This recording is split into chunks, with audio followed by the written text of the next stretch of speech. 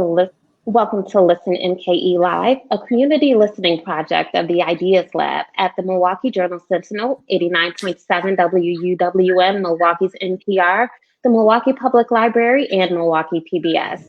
I am WUWM's Latoya Dennis, and I am joined today by three young organizers in this movement for Black Lives Today.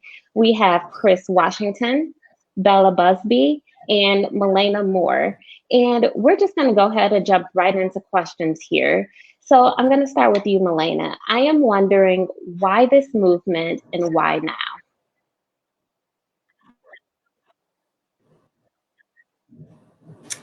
I think for me and a lot of the other young people, it is being in this pandemic and seeing all the things that are happening via our cell phones, like locked in our rooms. Very angry because we saw a man die for 8 minutes and 56 seconds with a knee on his neck. I know that I was very young when Trayvon Martin first died, and ever since then, we've kind of just seen this ripple effect. And I think that people get really tired when they're told that they have to sit in one space in one area when they know that justice needs to be served and they're not doing anything. So I know that for me, I go out into the streets and I see like a lot of unity in these protests kind of pushes us forward to keep wanting to fight for justice and fight for change because we see that we as young people can actually do so. It's not actually that hard. So I think that's part of the reason. Now, you were one of the co organizers of a July 4th block party and protest that was near Rufus King. Is that correct? Yes. But that's not where your organizing began. As we were talking before, you mentioned that you also write plays. Is that correct?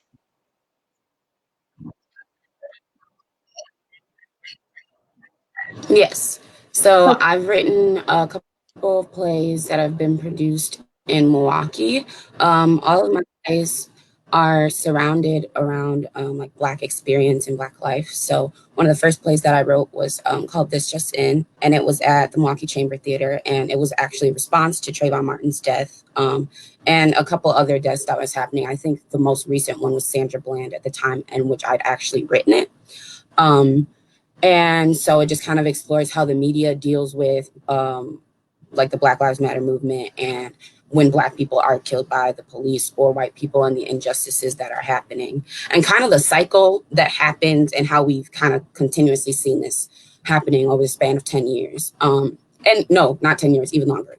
And then I wrote a play, White Privilege, at Marquette, which did like a bajillion times.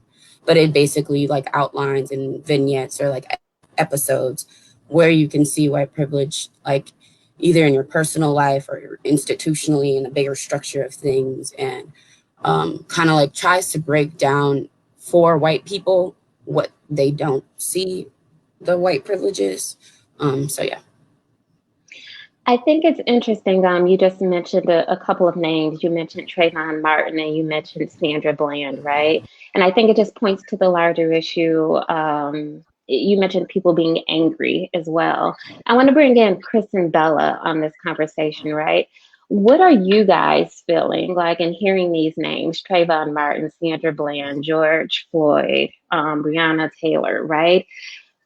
And so, in thinking about those names, I'm going to ask you that same initial question I asked to Milena. Why this movement and why now? Whichever one of you want to take that first. It was just seeing George Floyd was like the first time because I'm 14, so when I was younger, I'd see this on the news, but I didn't completely understand the gravity of the situation. And so when I first saw George Floyd on the news, and then I saw all these people protesting, and then all these people saying it was fake, that was really the point where it's like, I really need to do something because there's people in my community saying, oh, well, he was a criminal, like justifying this. So that was the breaking point for me where I was like, I don't know why. Yeah, it was a big learning experience for me. So How do you feel when you hear people justify it? I just that's exactly why my main goal is going to be working with the education system, because all those people that are justifying it don't understand what it's like to be Black in America. There's a difference. There's microaggressions. There's people that are racist, but they don't understand why they're being racist, and there are people that are just flat out aggravated racists. And a lot of the people that were justifying George Floyd didn't completely understand why this was an issue. So that was also why I'm doing all this work, because people don't understand, and that's And the issue. so when you talk about the work you're doing, talk a little bit more about that. What have you done? So I've been involved in a lot of the protests in Shorewood. So I've planned a lot of those. So I'll be a freshman this fall, and I'm gonna. The administration doesn't know this, but I am going to be working on them with curriculum, because there's not enough minority groups shown in the teachings throughout elementary, middle, and high school. So that's what I'm going to be focusing on. Where do you go to school? What district are you in? I'm in Shorewood, so I'm going to Shorewood High School. Got it. And Chris, what about you? Why now? Also, I want to add one thing. I also went to Shorewood, so it was like it's really powerful to see, like, that continuation of of Black activism, because a lot at Shorewood, Black voices they're kind of just like put in the background for a lot of years, and I noticed that, and it was really hurtful. We really fought for that spotlight, literally on stage. For me, this fight right now is important because when you have discussions with a lot of people, one thing a lot of people don't really talk about is there's this weird form of numbness when it comes to speaking about police brutality and gun violence. This numbness meaning, like, people, of course, people are sick of it, people are tired of it, and it's hurting them. But it's like a lot of people are done talking about it. A lot of people, they don't really have that energy to keep moving forward. And for me, I was personally waiting for something to blow up, to amplify this fight, because I'm just here to amplify voices. A lot of people see like our protests as anger or as frustration, but really it's just loudness. It's loudness coming from people who just haven't been heard before. And so when you say that they haven't been heard before, it's interesting, right? Because we've seen protests before. We've seen protests in Milwaukee over the killing of Seville Smith, right? We've seen protests here. So why do you think it is that people have not been heard, or feel as though they haven't been heard? One thing I preach is inclusivity and solidarity. And what that means is that I don't want to say any names, but there are a couple of organizers who do need that education and inclusivity. They've said specifically, they said, when you fight for Black lives, when you march with me, when you march for Black lives, you leave all other identities behind. You're nothing else but Black. And I think that's wrong, and I think that inclusivity is crucial in the fight for Black liberation. I think that we all need to come together, no matter who we are, in the fight for Black lives. And I don't think things like sexuality, race, or gender really matters when it comes to just making your voices heard and fighting against police brutality. So, and this is a question for anyone to take, what do you all see happening at these protests, right? Describe for me the experience of being there. How about you, Milena, being that you threw this block party? Yeah.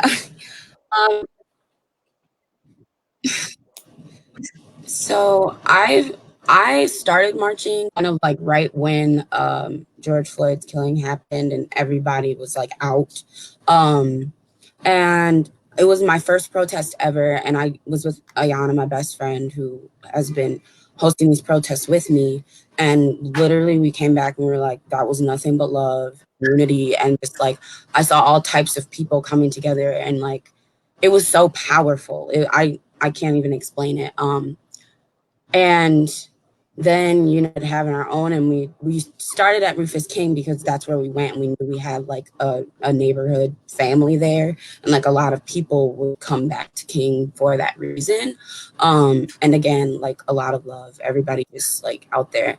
And I mean, the only times where I felt like angry was when the cops would come. Like there would be like random times where like police officers in full riot gear and like zip tie, like 20 zip ties on their belt, and just like mean. And it didn't make sense to me because we all were really trying to be peaceful and positive and unified.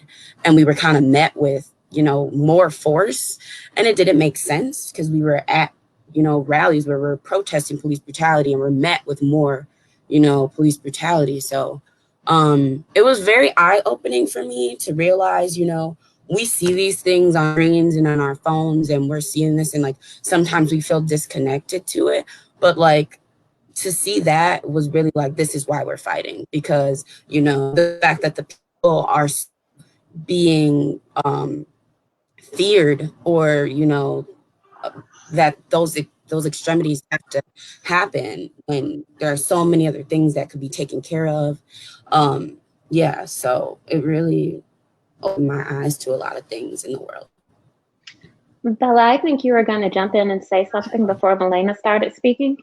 Yeah, so the big like I've been to a bunch of smaller protests, but the big one that I was involved in was was the one in Shore. There's like 5,000 people that showed up, and it was, I can't remember how long it was, but it was so amazing to see. And I almost started crying multiple times, and it was a great place to be because there's so many different people. There's all supporting this cause, and we'd stop at big intersections, and we'd have people talk about their life experiences, and it was really beautiful to see.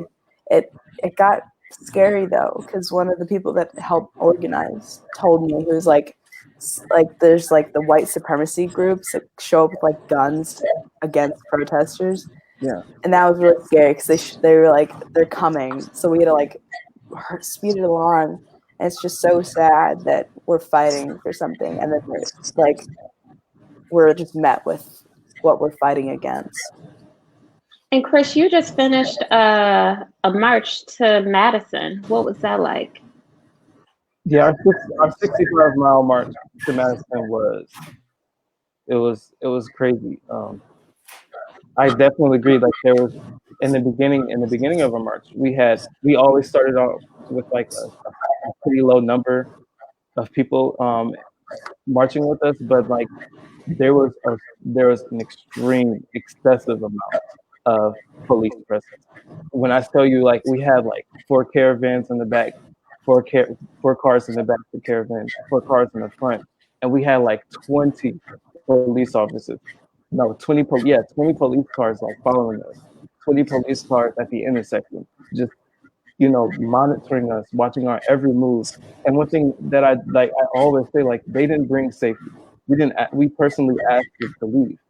They didn't bring safety. What they brought was aggression, and what they brought was questioning, and what they brought was it was just a sense of like almost a sense of actual and genuine what is the word, incompetence. So when issues would show up, there was one time at a hotel, and we would where a white lady, she called one of our organizers a black B, the B word, and then she tried to grab a couple more of our marchers, and there were these 2 drunk white people, and when the hotel clerk called the police showed up.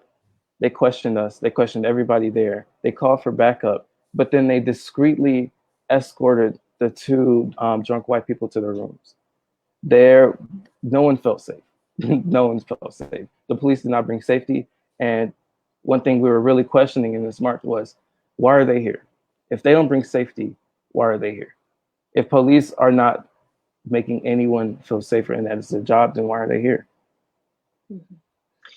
Now, I want to go back and I want to talk about something that was mentioned earlier. There was a word thrown out, and that word was justice, right? We're marching for justice. That's what we're seeking in this time. I'm wondering for each of you, what does justice actually look like? Chris, you want to take that first? I'll take that. For me, justice, I feel like for me, justice just means being heard.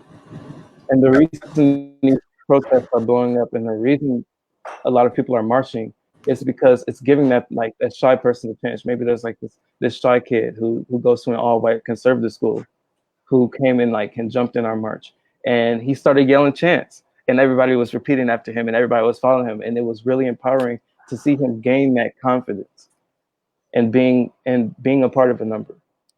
For me, justice looks like instead of our governor assuming that we are coming out of aggression and that our intention is to riot and destroy our city and send the National Guard on protesters and black people in our community. Instead of doing that, I think he should apologize, and I think instead he should come from a place of understanding.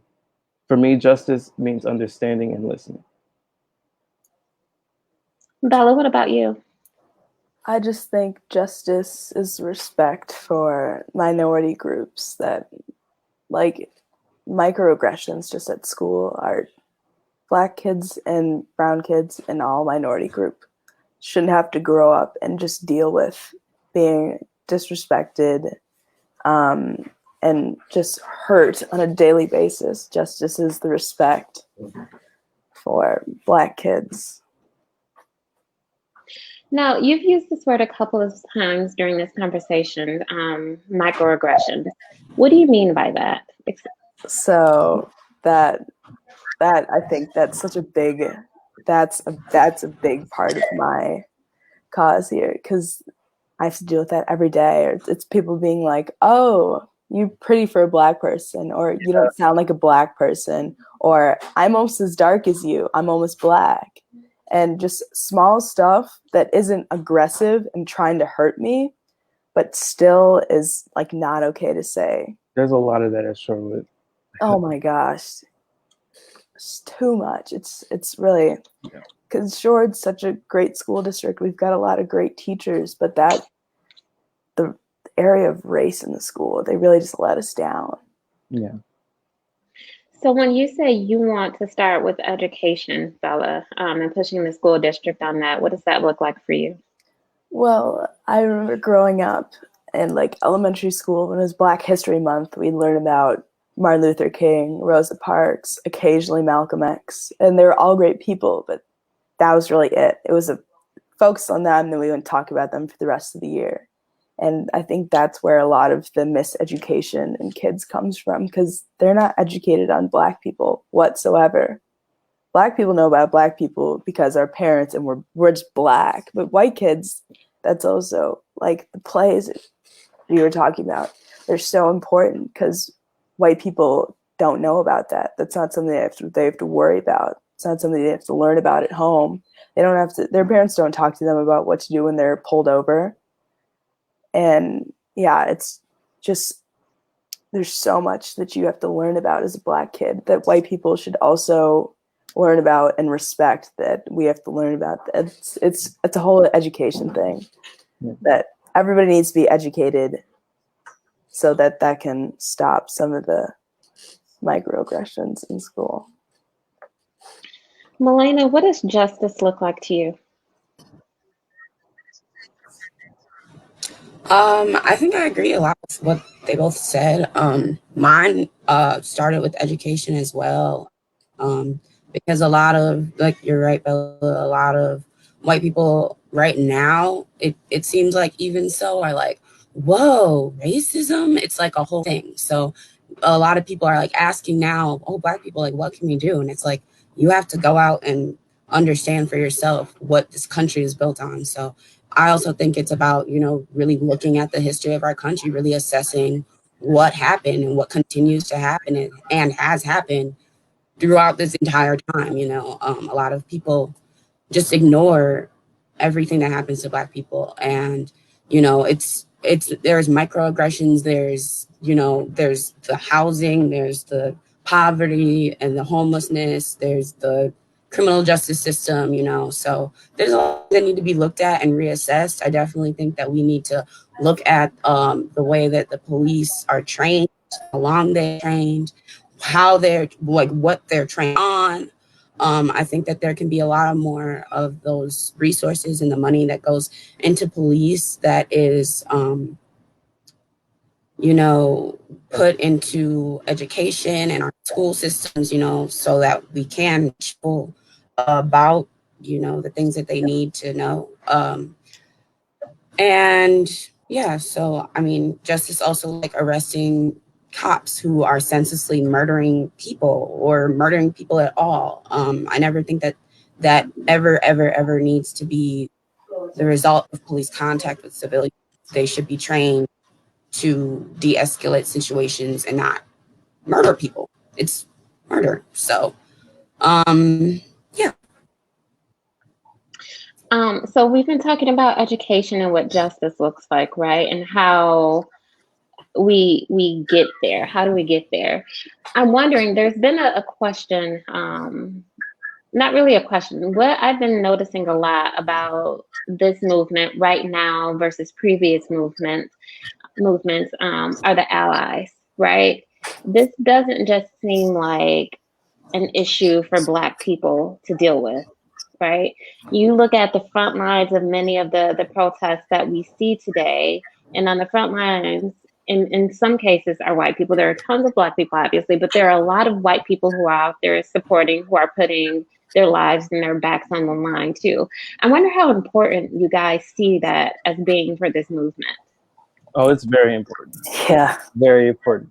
At our march, we had when we signed waivers, when we were making those papers, everyone got to sign this, everyone got to sign that. We made it very clear that our allies are allies. Our allies do not lead our movement. Our allies do not lead our voices. Our allies are allies. And what's important in that is because a lot of times when you lead a march and when you lead a movement, sometimes that message gets construed when when people who are allies, they try to they and on accident, not purposely, but they kind of lead that voice. And it's dangerous when people who do not experience what we experience lead a cause that fights for what we experience. Yeah, someone made a speech at our Shore protest. They were talking about how being an ally, being a white ally to Black Lives Matter is cute, but you have to stick to it. You can't just you can't just be like Black Lives Matter and then just leave it at that. You have to support Black businesses. You have to say to your family, hey, you can't say that. That's racist. You can't just say Black Lives Matter, post a picture on Instagram and be done with it. Performative activism, yeah. Melina, what are your thoughts on that? On the importance of allies? Sorry, I definitely think that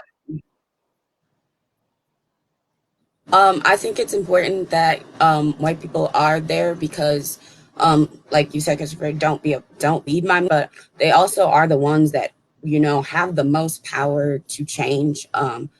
We talk about these protests being great because they amplify our voices, but at the same time, they need to hear what we have to say so that they can help us go out and actually change these things. Because we have a lot of power, we have a lot of voice.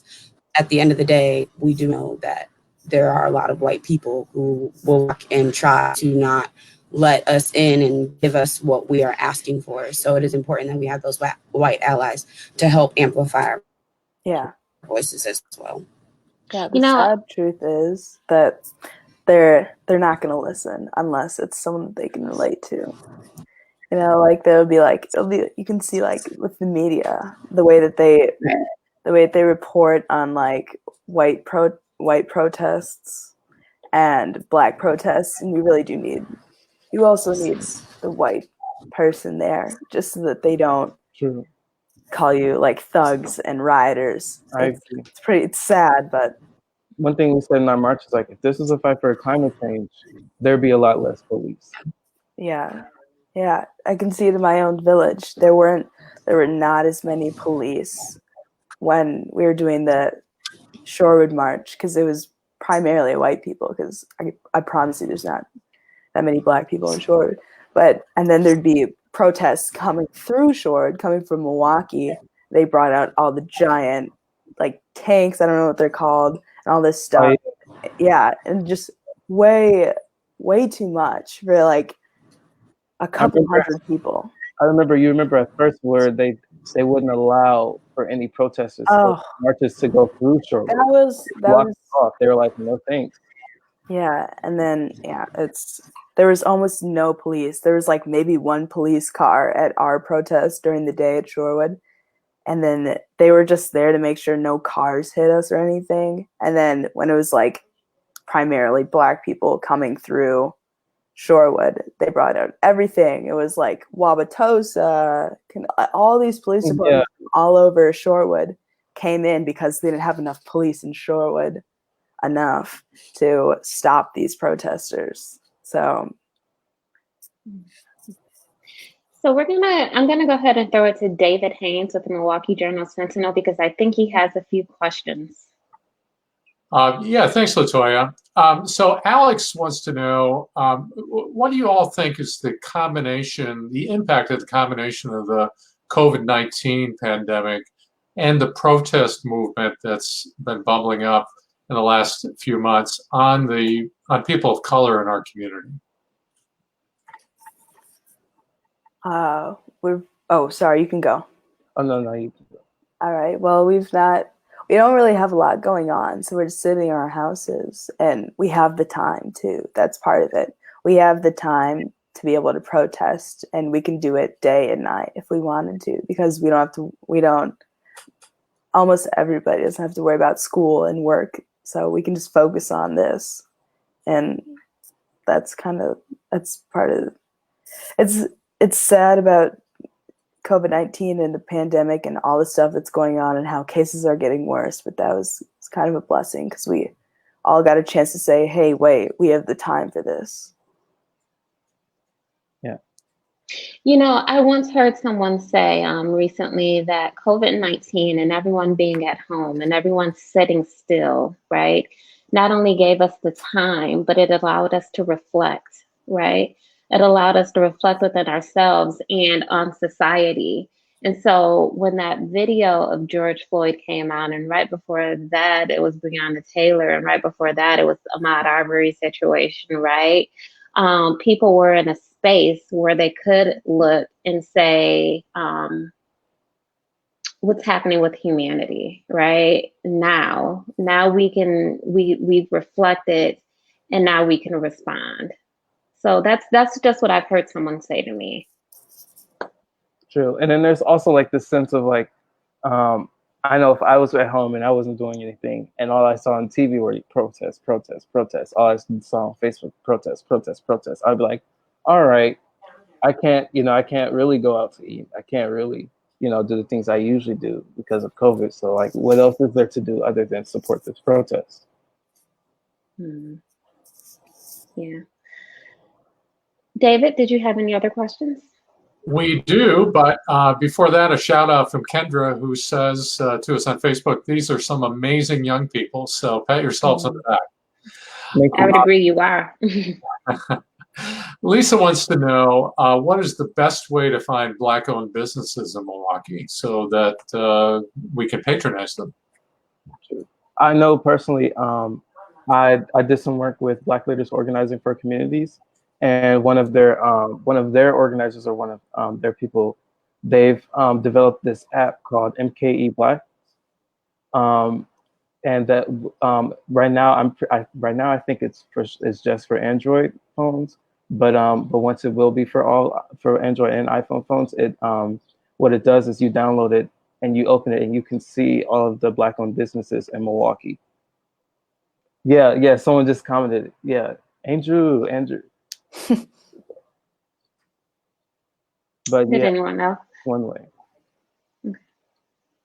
I wonder, when you went to find like vendors for your Black party, Melena, did you guys focus on Black-owned vendors? And if so, how did you find them?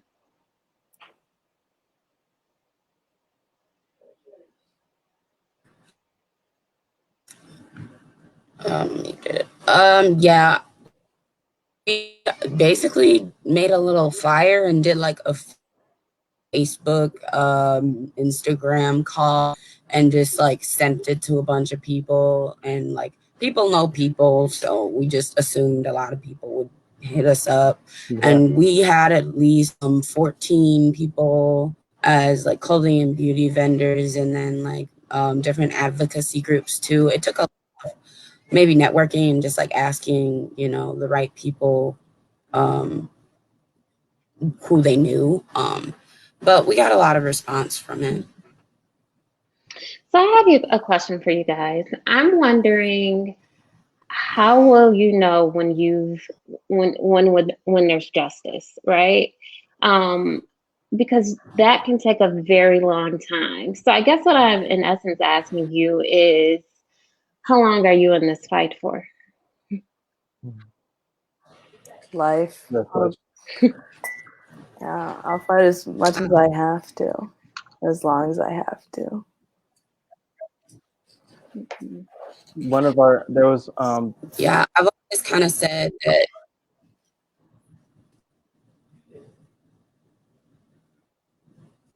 You can go. Sorry.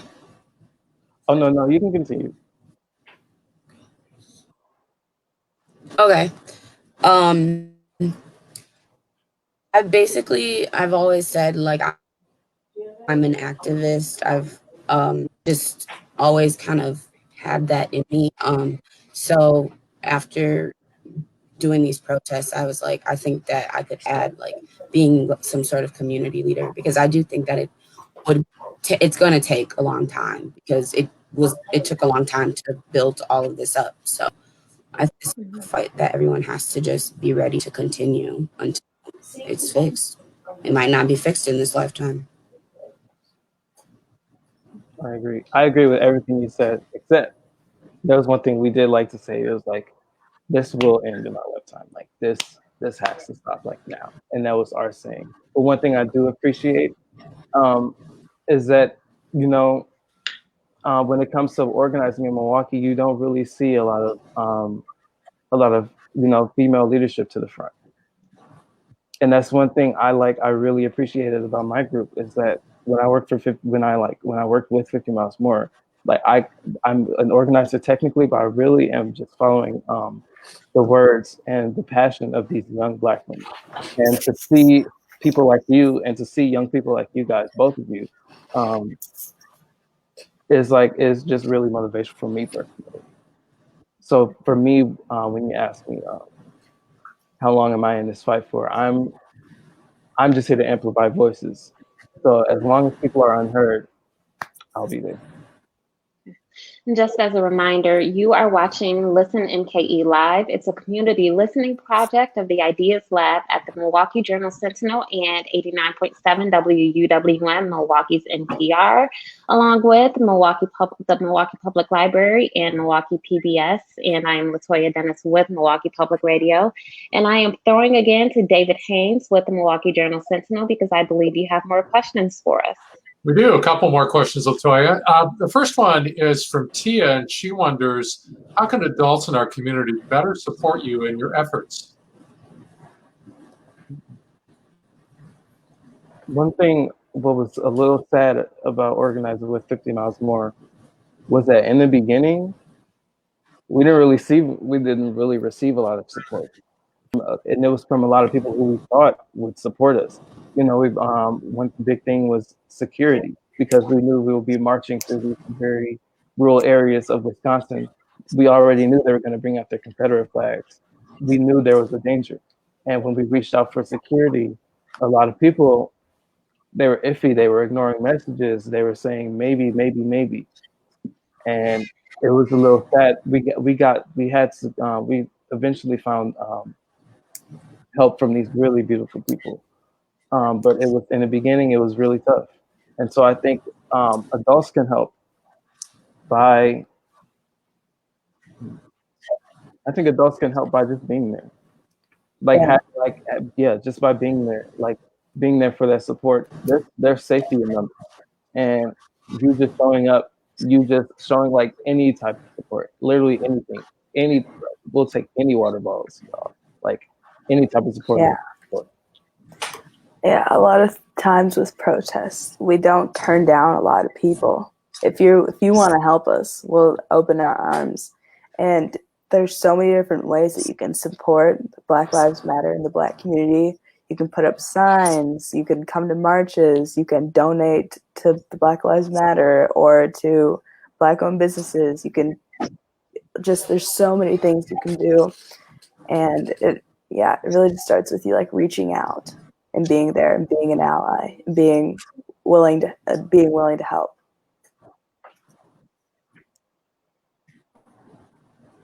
Yeah, I agree. I I've gotten a lot of support like with my immediate, like adults that are around in my life that know me, but I feel like it's very discouraging, especially when you get onto like social media and you get in all these comments of like, people are calling us, dangerous, and why are people doing this? And you're waking me up at the middle of the night, and it's really ridiculous because you hear it even from like Black adults, and we're fighting for something that's real and that that is very like it makes sense. And I think, sometimes we get discouraged when we hear adults say things like that, and I know like, especially my mom, she's thinking about my safety and things like that, but, we are doing the right thing. So I think that's the most important thing that adults should do in order is to not judge us Yeah. for what we're doing, but actually, And think about how much sense it makes and that it's right. educate yourself. It's never too late to learn about the history of Black people. It's not that hard either. David, I'm going to come back to you because I think you still have yet more questions. We do may have time for at least one more. So Rebecca would like to know, do the panelists think that the COVID-19 pandemic is going to hurt school-age students of color more than others? And she says she fears that access or lack of access to education only perpetuates the education gap. I just want to start off by saying that I grew up in the Sherman Park neighborhood. I started off in NPS, and my parent, like when I went to NPS, a lot of my teachers were like, send him some suburban school. Send him, he can't be here. Don't keep him in NPS because the education is just not good enough. He deserves better. And so I went to Sherwood. I really did appreciate my education there, but I think a lot of times we blame we blame our students for the lack in quality in education. And I was like everybody, I was excited to see that and vote for that increase in the NPS spending budget. But I was a little sad to see that like they still had that much to spend on police. And it brought so much joy to me to find out that they had ended all ties with the Milwaukee Police Department. That's a really huge thing. I feel like that deserves a lot more attention. But to answer that question, what's scary to say is that we don't know, and that's why I think we should take precaution. I think we should be very careful when it comes to opening up schools, and I feel like we need to be more intentional with how we view education and how we with how we open it up to all students.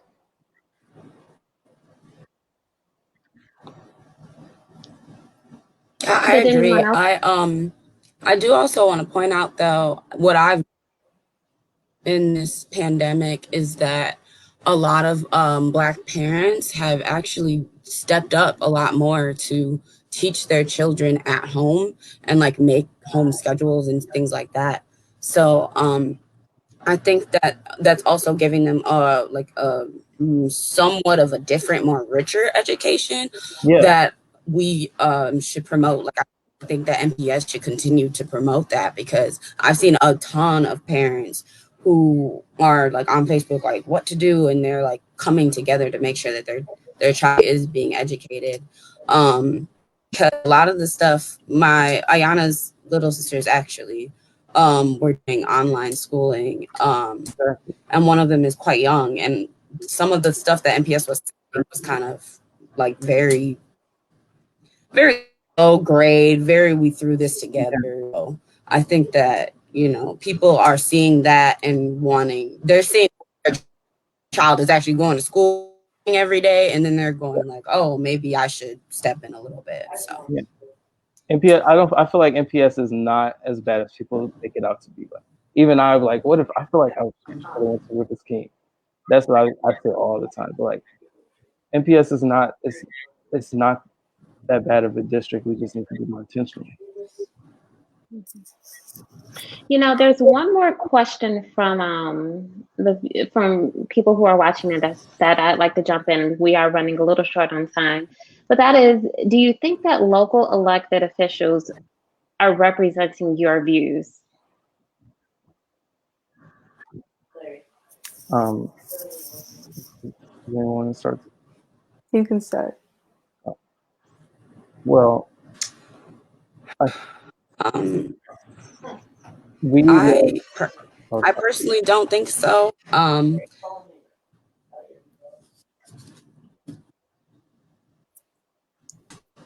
Yeah, I can tell you the police departments aren't supporting us. I want to stress the fact that Milwaukee is two things. Milwaukee is a majority Democratic elected city, but it is also the most segregated city in the United States. These two combinations, it shows us that identity politics isn't working anymore. And what I'm saying is like, don't go vote for Republican, go vote Democrat, la la la la. What I'm saying is that there's a flaw in our voting system, and I think we need to address that seriously. There's a flaw. There's like a lot of people feel that the elected officials are not representing our views, and a lot of people are tired of just voting for a lesser of two evils. It's it's a difficult situation. So if that's the case, then what do? Right? If you don't want to, if you're saying we're tired of voting for the lesser of two evils, but there's no one there representing our views, what do you do? Should we expect a run from you? Oh no, not no. But I think I grew up in an area where, you know, when you couldn't eat, you ate at the church. When you had nowhere else to go, there were a lot of churches and there were a lot of schools that became houses and homes and and food banks. And I think when our government fails us, I think it's the duty of our community to take charge. And that's where I've seen a lot of progress within our city. Yeah. Work by the community. Yeah, we also need to elect people that can relate to what's going on. Yeah. Because no matter how hard, like every white ally, they can support all they want, but they'll never completely understand what it's like to be Black in America. So it's so important to get diversity, not just Black, but everybody in government seats where they've experienced everything and they know what's right for their community because they've been less fortunate and they didn't grow up in a giant house with so much money and no issues at all. So it's so important that there's diversity in the government.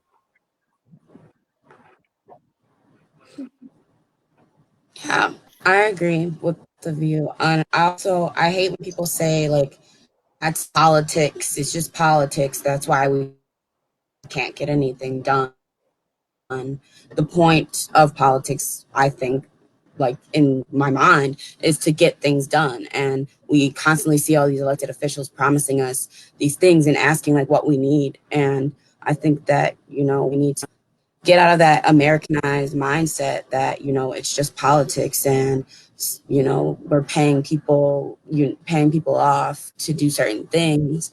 And it's so hard to get things passed when they're actually really good for people, you know. The fact that Belle Phillips had to walk for 200 days and, you know, just to get, you know, fair housing. It's very interesting the way that things have to go in order to be, what's the word? I guess good for minority people. Exactly. I also want to mention one point in history when, you know, when education wasn't so great. The Black Panthers served a crucial role in educating our people. And when I stressed that when our government fails us, that it's the duty of the people to take care of ourselves, I mean that when our institutions fail us, we need to create those programs that our politicians don't think should exist. When our politicians are saying you don't need more money in schools, you don't need food, you don't need all these other things, we should create we've seen that through COVID. I've participated in a lot of food banks, and you know, there's been a huge lack of government help. There's been a huge lack. And so a lot of people in Milwaukee have stepped up. The Party for Socialism and Liberation, they've been helping a lot of people transport food to different places, food and supplies, and cleaning utilities. So it really shows like the priorities of the government and the priorities of the people. Okay. And so we're going to wrap up here. So I have one final question for you all. If you could briefly say if there was one takeaway that you wanted people in the audience, people watching this to have, what would that one takeaway be?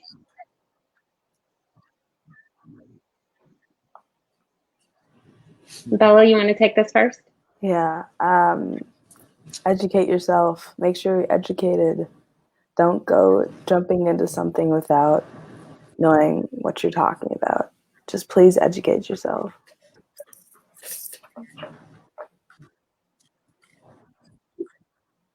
Melina?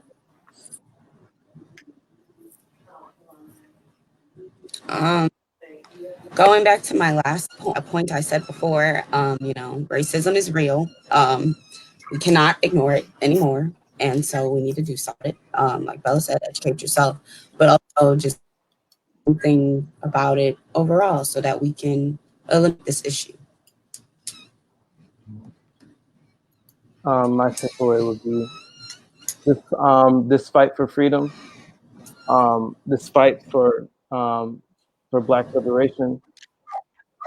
It's not this ambiguous fight against racism. It's not because a lot of people personally, I don't care about anyone's racist views. What I care about is if the system is against me, then it needs to change, or it needs to be erased and rewritten. And but one takeaway I want people to have is that freedom is necessary, but solidarity is just as necessary. You know, we decided to have a panelist of young people today because when you look out at these protests, in large part, you are the ones who are leading this movement.